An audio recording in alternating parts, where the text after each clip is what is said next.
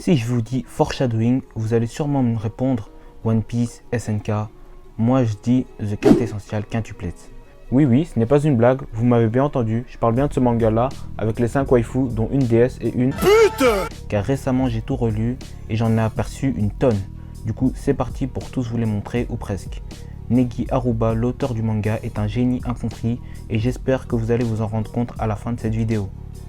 Pour ceux qui ne savent pas ce que c'est un foreshadowing, en gros c'est un procédé narratif qui consiste à placer un petit détail qui cache une révélation qui arrive dans la suite de l'histoire. Si vous n'avez pas fini le manga, du coup, quittez cette vidéo car il y aura full spoil. Si à l'heure où je parle, le film est déjà sorti et que vous avez vu que l'animé et le film, malheureusement pour vous, certains foreshadowing ne sont pas dedans. Mais vous pouvez quand même rester.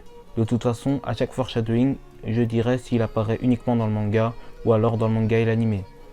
Si vous aimez mon contenu, n'hésitez pas à vous abonner et à activer la cloche. Cette intro est beaucoup trop longue, c'est parti.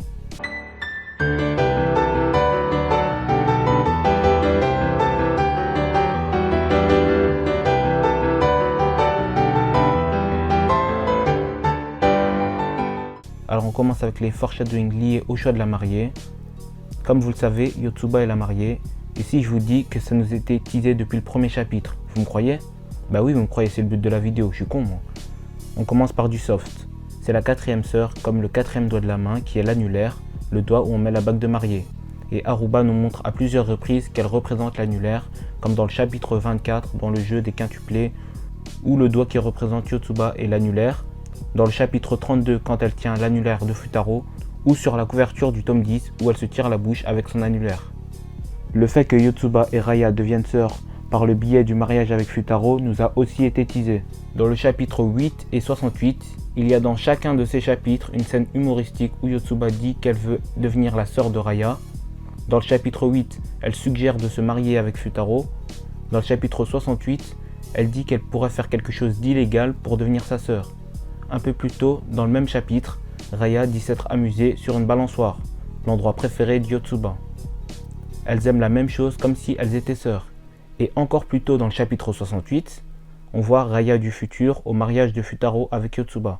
À ce moment-là, elles deviennent donc officiellement sœurs. Sur la couverture du chapitre 15, on voit Yotsuba au milieu de ses sœurs, avec juste derrière elle une silhouette de la mariée, comme par hasard. Et c'est pas tout, on peut aussi voir Nino qui lui lâche un vilain regard comme si elle avait volé son crush. Vous l'aurez deviné, ce foreshadowing est lié à la fin du manga où Nino refuse d'accepter sa défaite et s'énerve contre Yotsuba. Dans le chapitre 16, les personnages jouent à un jeu de société dans lequel il leur arrive des choses qui leur arrivent dans la vraie vie. Par exemple, dans le jeu, Futaro est pauvre comme dans la vraie vie. Dans le jeu, Yotsuba se marie comme dans la vraie vie. Enfin, du moins plus tard. Dans le chapitre 17, Miku demande à Futaro quel genre de fille il aime. Juste après, on a un plan sur Futaro et Yotsuba. Mais c'est pas tout.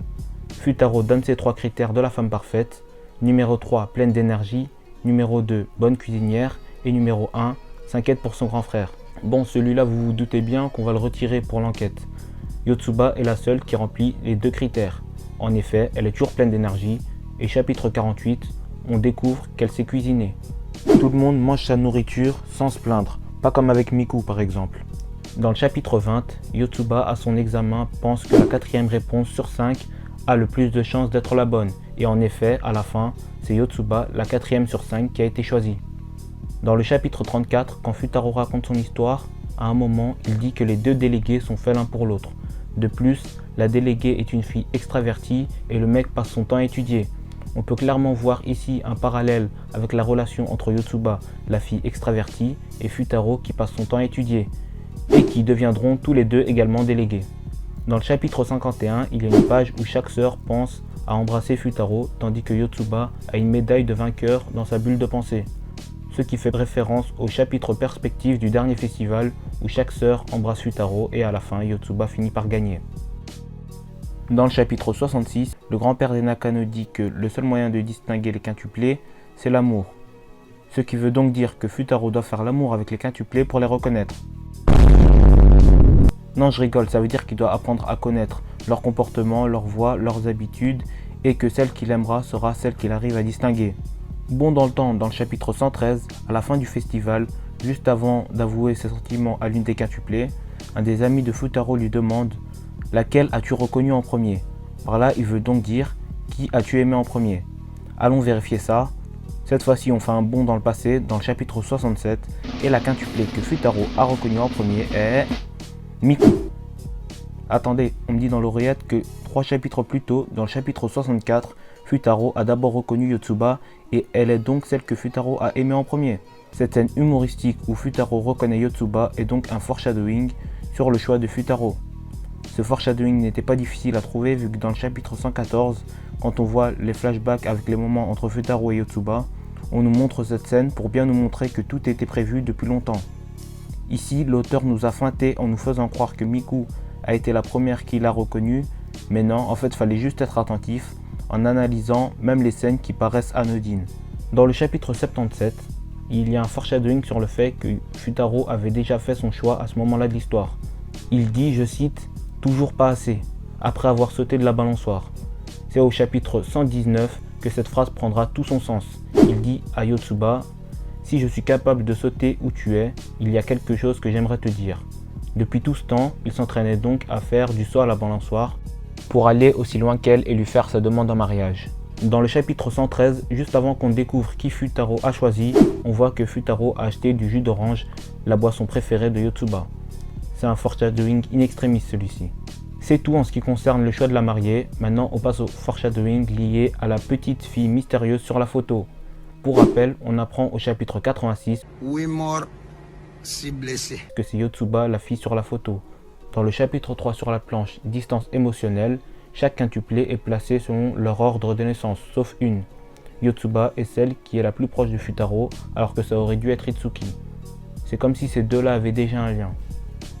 Chapitre 34. Encore ce chapitre, décidément, c'est vraiment une mine d'or. Quand Futaro finit de raconter son histoire à Itsuki, on voit le point de vue de quelqu'un qui semble espionner la conversation depuis l'extérieur de la salle. Et puis juste après, bam, on aperçoit Yotsuba sur une mini-case. Et je sais ce que tu vas me dire. Non, non, c'est pas Itsuki. Je suis resté quelques minutes devant cette case pour la fermer. Et après vérification de la VAR, ça ne peut pas être Itsuki. Parce que sinon, dans ses cheveux, il y aurait une étoile juste ici.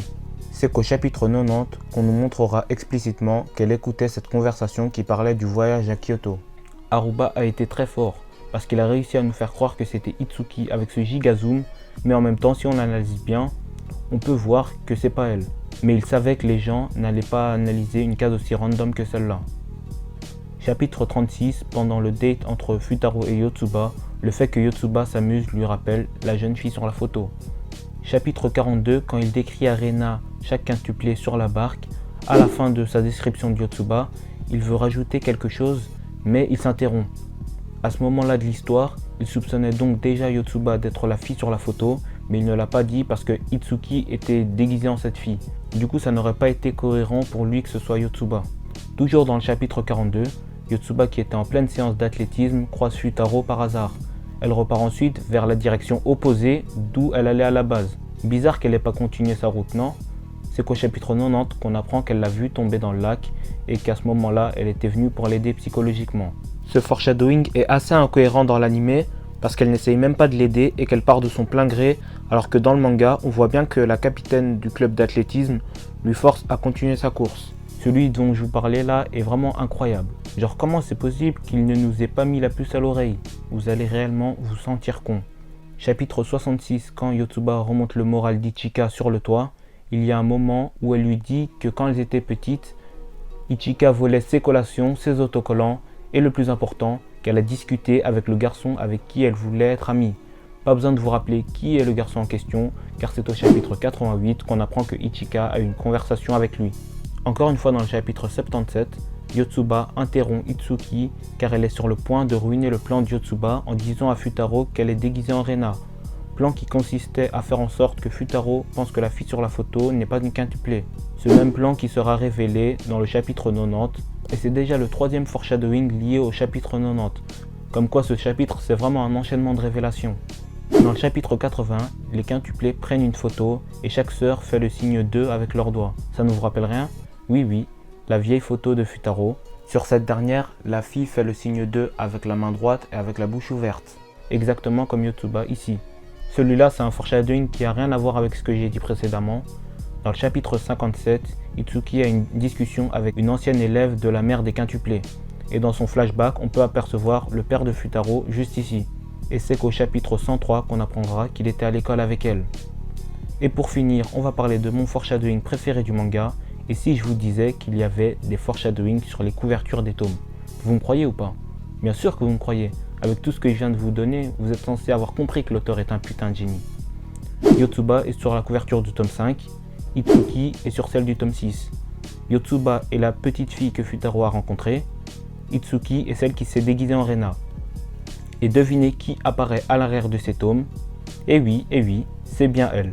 Oda et Isayama peuvent s'incliner devant le génie de Haruba. Il nous a littéralement spoil les deux plus gros mystères du manga sur la couverture de ces tomes, dans le plus grand des calmes. C'est juste incroyable. Voilà, c'est la fin de la vidéo. Je me suis beaucoup amusé en analysant chaque petit détail que l'auteur a caché. Tout était sous nos yeux depuis le début, c'est pour ça que je vous conseille de relire le manga. Negi Haruba a le sens du détail et j'estime qu'il faut lire le manga entièrement au moins 2 fois pour s'en rendre compte. Je suis sûr qu'il y a encore des foreshadowing que je n'ai malheureusement pas pu remarquer. Si j'en ai oublié, n'hésitez pas à me le dire en commentaire. C'était clairement la vidéo la plus travaillée de ma chaîne, donc s'il vous plaît, n'hésitez pas à me soutenir en partageant la vidéo. Ça va me motiver à faire plus de contenu du même genre. Portez-vous bien, c'était Aizo, ciao.